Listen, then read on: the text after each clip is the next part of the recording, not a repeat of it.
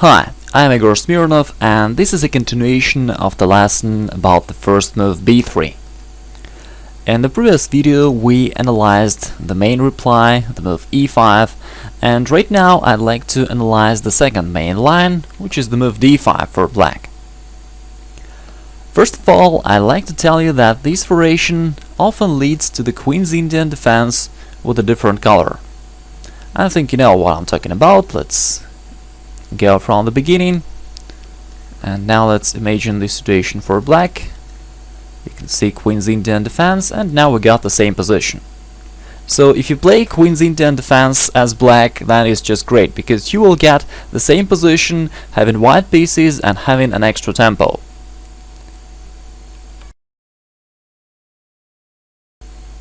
Okay, now let's analyze some variations. b3, d5, white certainly plays bishop b2. Here the most logical move for black is the move c5, and in this position white has two main options. These are knight f3 or e3.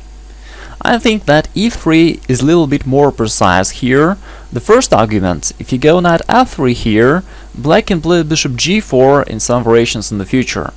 Of course it's not that much dangerous for white, but you cannot give this possibility for black.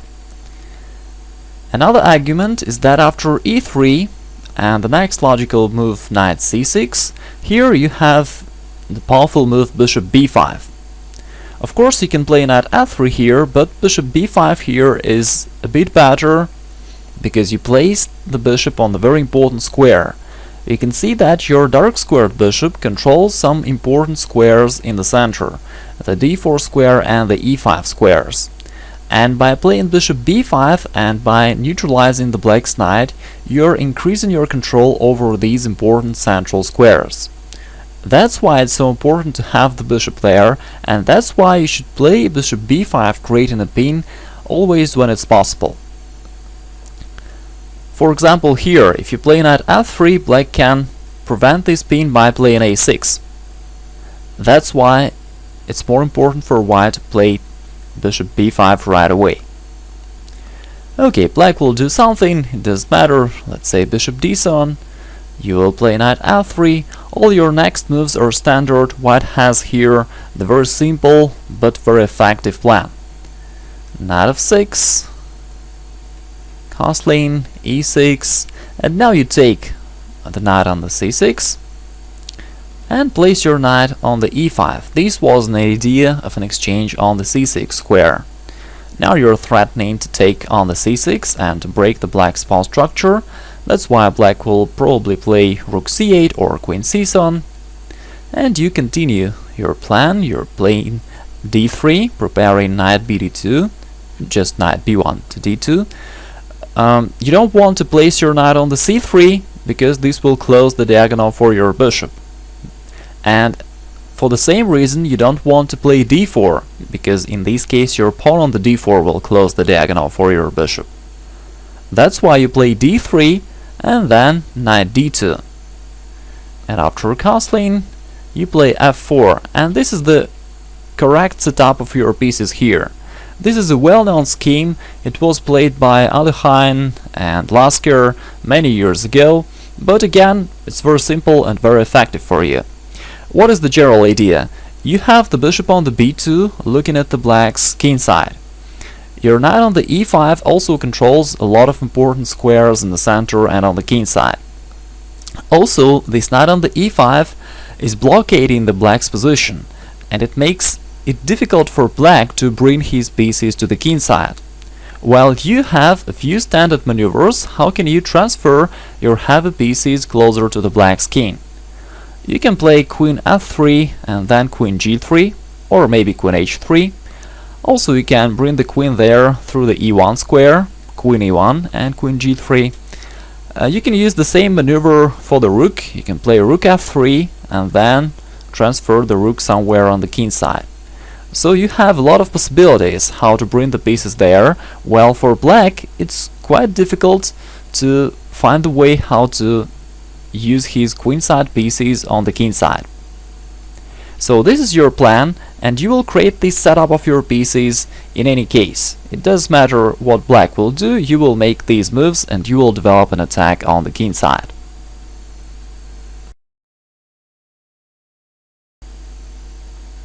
Okay, let's go again. b3, d5, bishop b2, c5. Here, as we already know, the e3 move is more precise for white.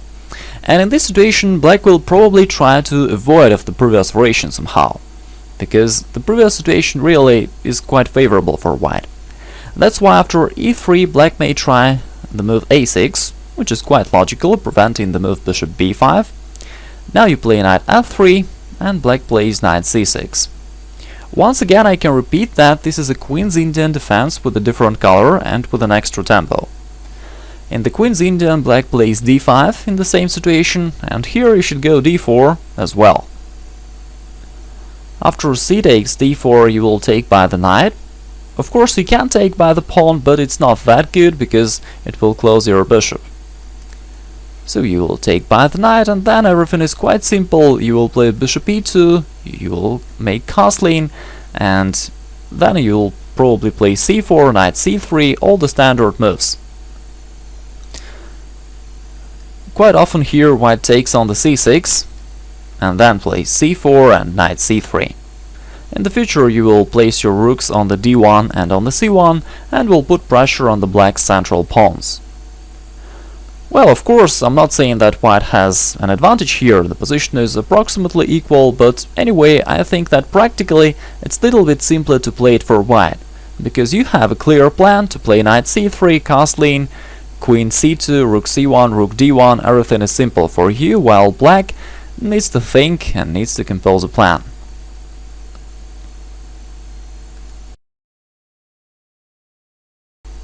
Now we will analyze another variation, when black tries to avoid the white's move bishop b5. For this reason, black sometimes don't move his c-pawn at all, and he just plays knight f6, and then after e3, e6, knight f3, bishop e7. Black doesn't want to play c5 because he wants to prevent the move bishop b5.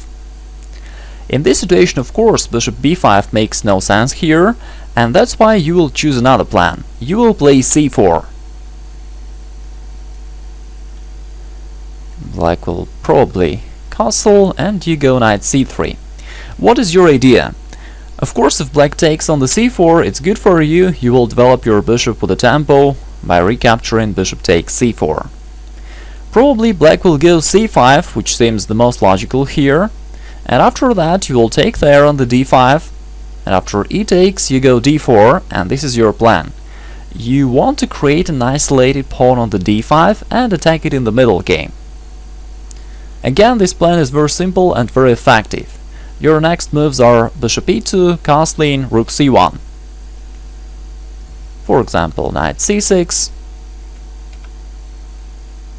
bishop e2, and then after any move of black you make castling, then you take on the c5, creating an isolated pawn on the d5, you go rook c1, placing the rook on the open file, and in the middle game you will put pressure on the central pawn, on the isolated pawn on the d5.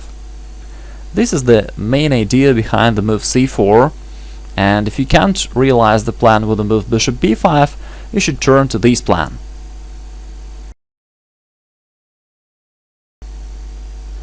Now I will show you another possible move order for black, which actually leads to the quite similar situation. b3, d5,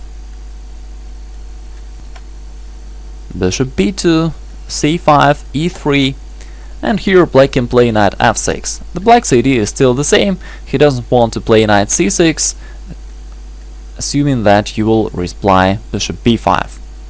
That's why he may try knight f6. You will certainly play knight f3, and here it depends on the black's next move. If black goes knight c6, you will play bishop b5, and it's the position which we analyzed already. You will play castling, d3, knight bd2, and so on. Then you will take on the c6 and will play knight e5, realizing one of the main schemes here for white. If black goes e6, then bishop b5 makes no sense, it doesn't create a pin, and that's why you will choose the plan with the move c4. And then you will play bishop e2, castling, you will take on the d5 and will play d4. By the way, you may take note of the fact that your bishop on the b2 remains very active in all the variations, and it creates strong pressure on the long diagonal. It prevents black from playing d4, which is very important. It's very important to play c4 at the moment when black cannot reply d4. d4 is good for black, this will give him a space advantage in the center, and this will restrict your b2 bishop, and that's why it's important for you to play c4 when black doesn't have knight on the c6. So here everything is fine. Of course black can't push d4 because you'll just capture this pawn, and that's why everything is okay. This plan works excellent for white. After knight c6, black is ready to play d4, and now you must react. You need to take on the d5. Black will recapture by the knight or by the pawn. If black takes by the knight, then on the next move he'll have some problems with the development. His bishop f8 cannot make move because it covers the g7 square. If black takes by the e-pawn, then you will play bishop b5, and generally your plan is still the same. In the future you will play d4, and you will create an isolated pawn on the d5 for black. Here it makes sense for white not to hurry up with the move d4.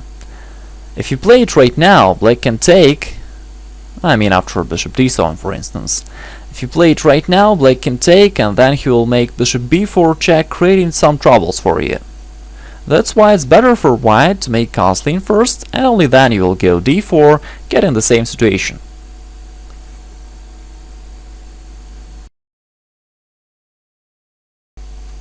Now let's make a little conclusion.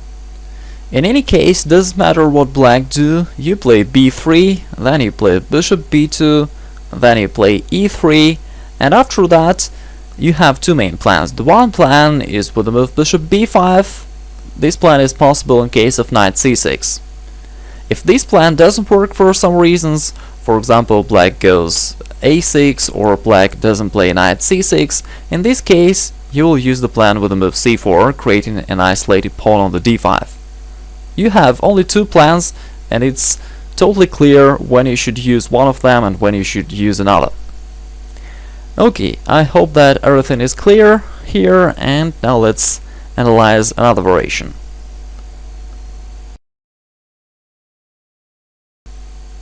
After b3, d5, bishop b2, c5 and e3, quite often black makes a quite silly mistake with the move d4. Black wants to restrict an activity of the bishop on the b2, but it just doesn't work. You will take there on the d4, and after c takes you go knight f3, attacking the pawn. The only logical move to protect it is knight c6, but then you will play bishop b5, and you see that this idea failed for black. Now he's in huge trouble with protecting the pawn on the d4. So this plan doesn't work for black, and you should know it.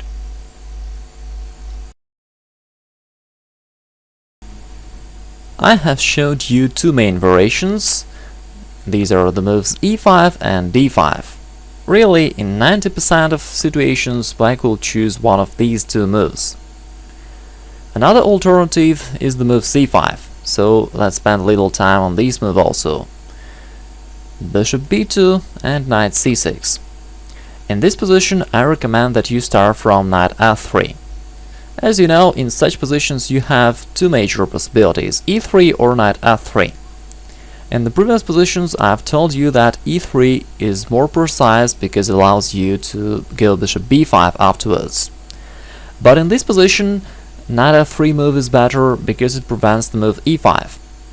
Really, if you start from e3, black will go e5, and this creates little problems for you. This gives black very good control over the center, and the e5 pawn little bit restricts an activity of your b2 bishop. That's why it's better to start from the move knight f3.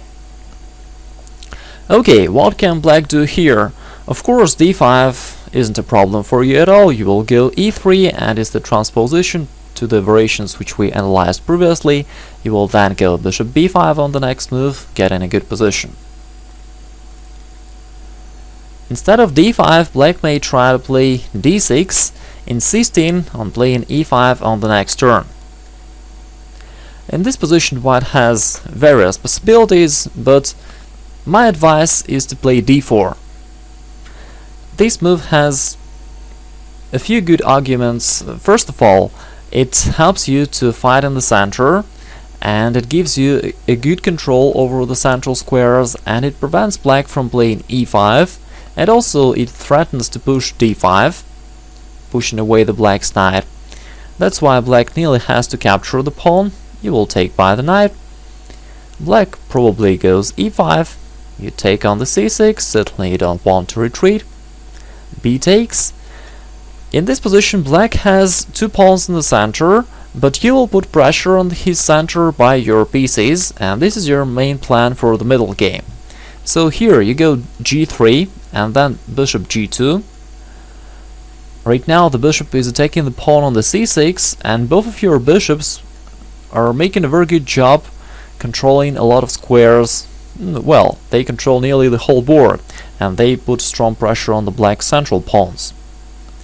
Black will do something, queen c7 for example, white castles, bishop e7, you go c4, knight c3, and then you will place your rooks on the d1 and on the c1. This is your plan, and in the middle game you will use your pressure on these diagonals and on the open lines, on the d line and on the c line, and you will attack the black's central pawns. This is your plan, it's clear and effective. That's why I think that practically it's slightly better to play this position for white.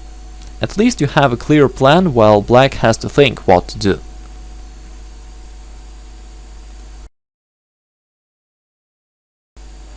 We already analyzed all the main lines here, and now I'd like to make a little note.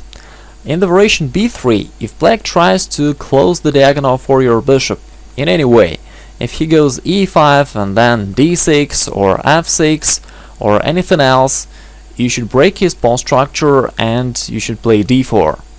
Sometimes you also can play f4 with the same purpose, but mainly you should certainly go d4. Sometimes you can prepare this move by playing e3 or knight f3. In this particular situation you can go d4 right away.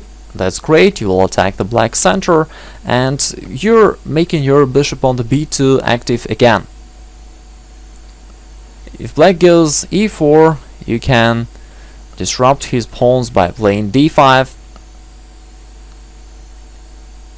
If black takes on the d4, you can recapture, certainly by the queen, or if you don't want to lose tempo in the variation queen takes d4 and knight c6, you can start from knight f3 and take the pawn on the d4 by your knight then. Certainly black can insist on keeping this pawn, and he can play c5, trying to keep his material advantage.